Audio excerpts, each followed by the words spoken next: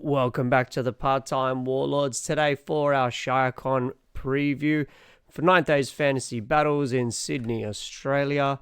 I am Chris, your host, and we are going to go through what we've got in our players pack and a few little surprises as well for our brave souls heading down to Sutherland, which will be in about a week and a bit. So thank you again to Complete AV for sponsoring us.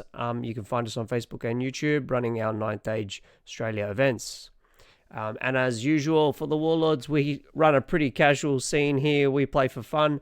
Our meta looks pretty different to some of the more competitive metas around the world. But we've got a special players pack where we're encouraging everyone to bring out their legendary characters. So 4 games at 3,500 points. We're just doing 2 games a day, 3-hour rounds, nice and chill, with our latest season pack 2 rules.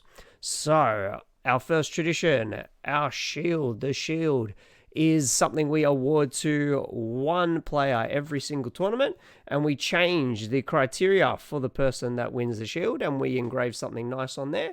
And for this round, we are going to be giving it for a hobby prize. So we actually are trying to get everyone to make their own legendary character models, show them off. We'll get some sweet photos of them. And that person who is voted the most legendary of heroes will win the shield. So let's have a look. You'll see there's pretty much everyone is bringing themselves a legendary character, and a really nice range of them as well. All right, so just really quickly for all the players, round 1, and I'll have all these printed off, is Frontline, Clash, and Breakthrough, and maps will all be changing per round. So keeping it really simple, as we've got some new and returning players. Round 2, Refuse, Flank, and Divide and Conquer, one of my favorites. So dividing up the board and claiming each quarter, keeping away from the middle. Assault at First Light and Hold the Center. So one big choice to be made there when you're doing attacker and defender, because one is going to be basically on the center to start the game. And finally, Encircle and the Skull of Harold Redstub, the clue tokens primary objective. So those are all there, and we'll have them in our players back on the day. So who's showing up? What are they bringing? Let's introduce our warlords. We've got a few new different armies, people changing things around, and of course bringing those special characters like we said. So Luke, the legend, is going to be bringing the smart troll Lurgog. So this is a huge amount of trolls, which is going to be a little bit of a pattern today. Orc Shaman, Adept with Fire. He's also got Troll Hide, so he's really leaning into that awesome troll theme, which is what we love to see. We've also got a Goblin on a Monster, on a big old Nasher.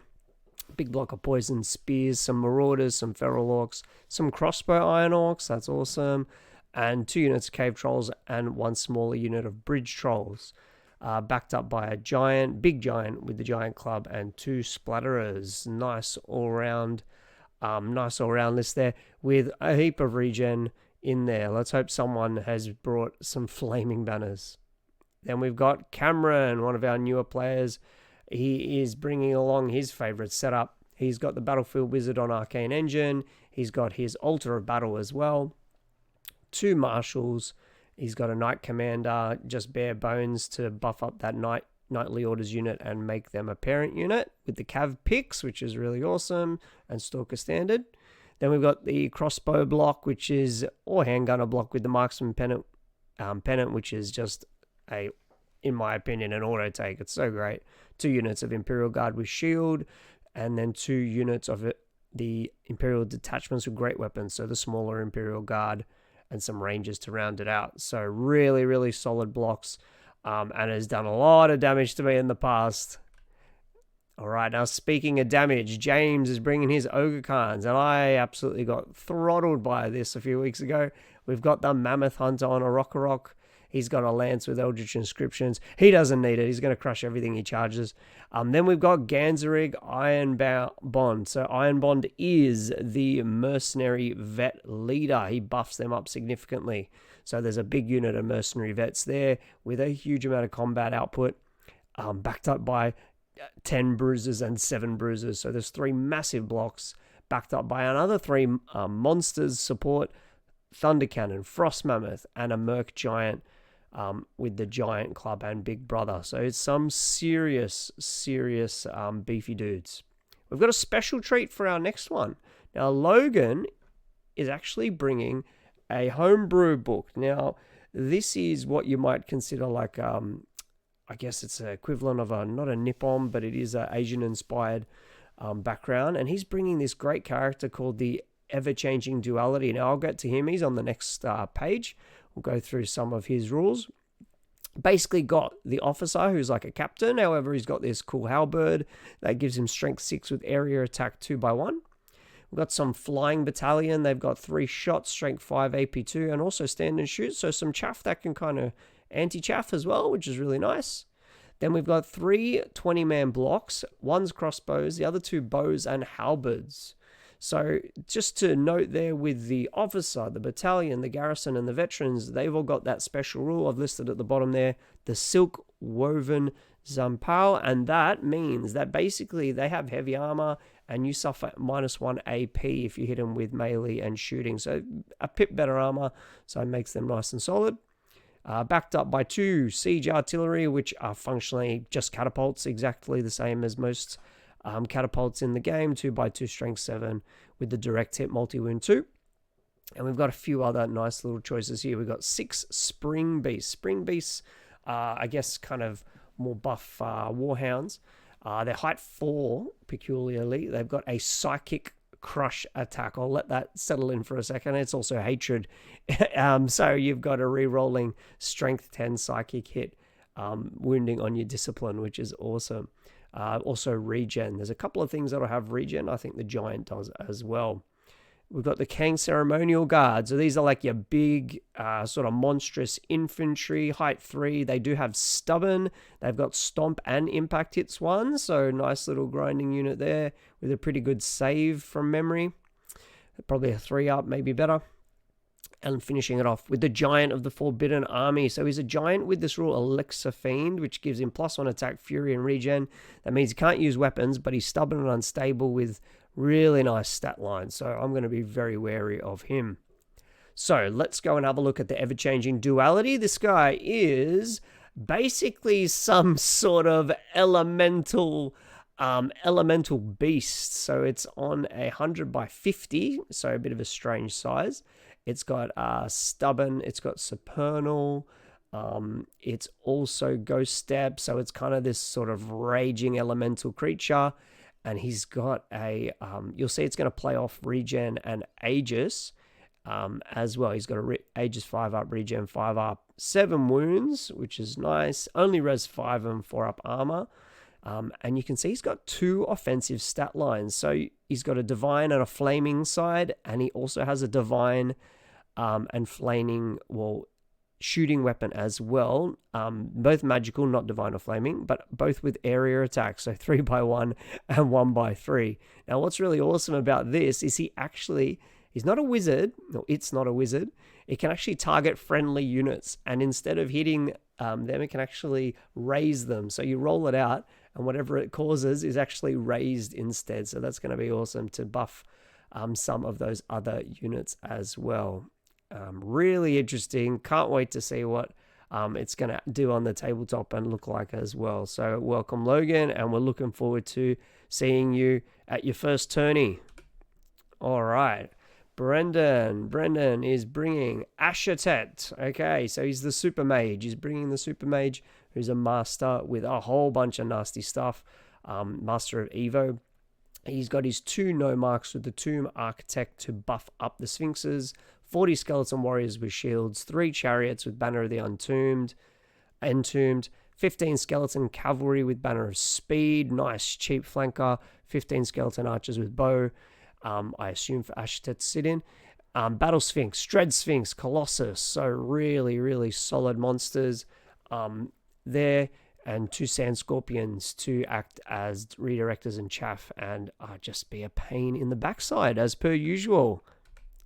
All right, my Vampire Covenants. I'm switching it back to Vampire Covenant for now because it's a chance to try and build the collective of Variag. So this legendary character is meant to be a giant blob of different creatures all being eaten and melded together. So I'm doing my best to build a piece, and I'll get you guys some photos when it's finished. He is a master of Evo as well, so he's got a scream attack, similar to the Medusas, the Gorgons, 5 up wounds, and he's able to regrow wounds. The more wounds he gets, the more scream attacks he can pump out. He's pretty cost efficient, massive base size, pretty cost efficient for something that is a master, as well as can fight a little bit as well. However, it cannot be the general, since it is a giant blob of undead meat. So I have to bring Vampire. He's going to be the Strig with the Bastille Bulk. And he's learnt the hard way that he needs to take the Kingslayer as well to help battle other people's characters. I've got 36 ghouls, 6 bat swarms, block of zombies for the cadaver wagon to go in, 7 gas, so that's the monstrous infantry blokes. So they'll all have a really nice regen save with the wagon close by. 2 bats. Something I'm trying out is 10 spectral hunters. A lot of fun, and painted up some new ones.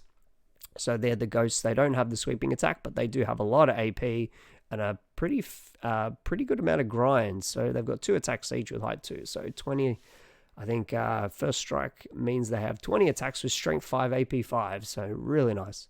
5 vampire knights to finish it out, who are always very solid with their 2 wounds and their base strength of 5. All right, Tim, as usual, is bringing these awesome Dread Elves. He's going to be led by the Black Rose. That is the assassin special character with the obsidian thorns. So he's going to be able to, I think he also buffs the obsidian guard from memory, and has a range of potions and ways to kill other characters.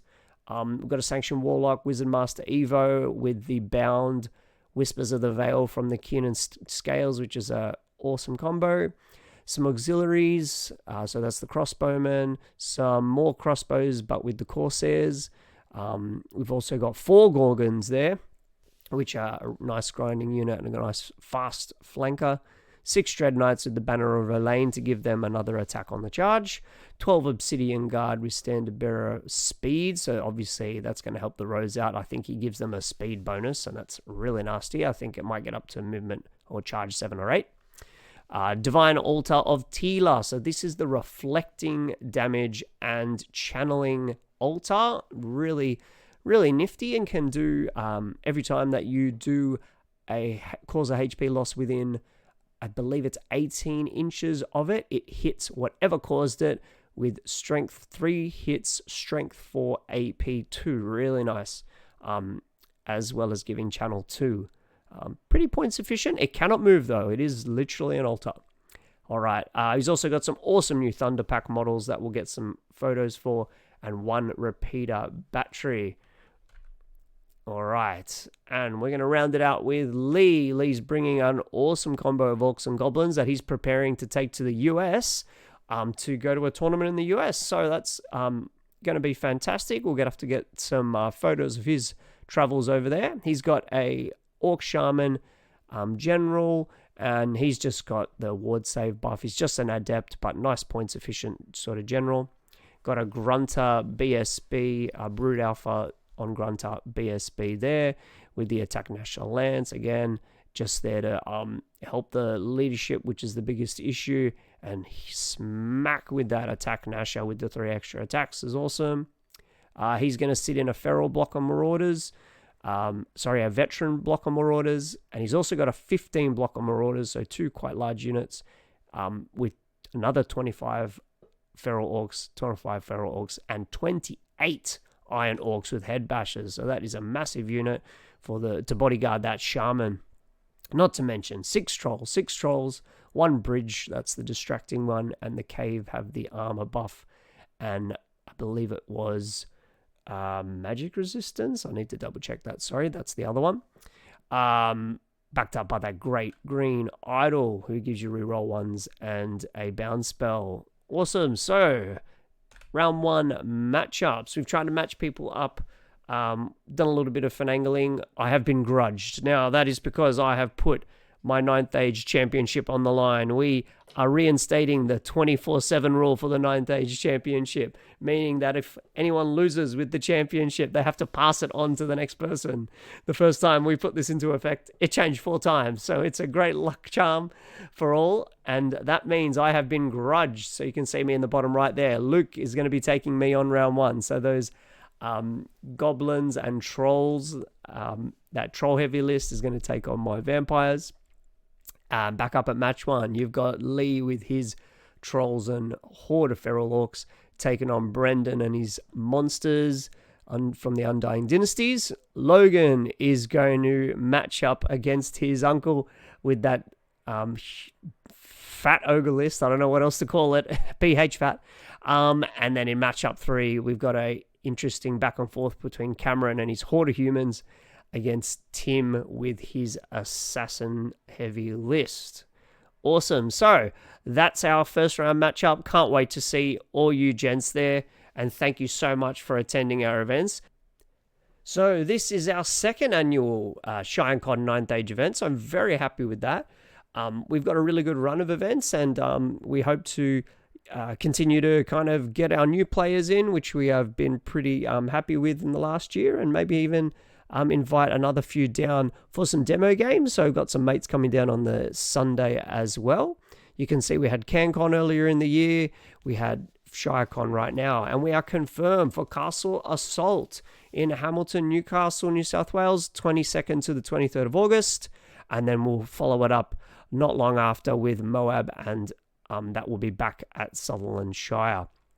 To note, for Castle Assault, we are going to be doing our best to get our 12 players because we want to bring back teams. We want 4 teams of 3. So I'm giving everyone fair warning now. We would love to run a teams event. It's something we haven't run in a long time. And I think with our current meta and with our current player group, it will be an awesome time. So trios is what we need.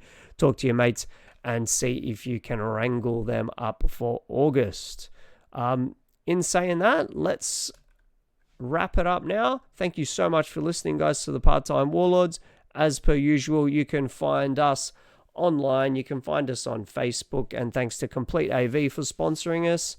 And we look forward to an awesome tournament and to sharing some photos with you.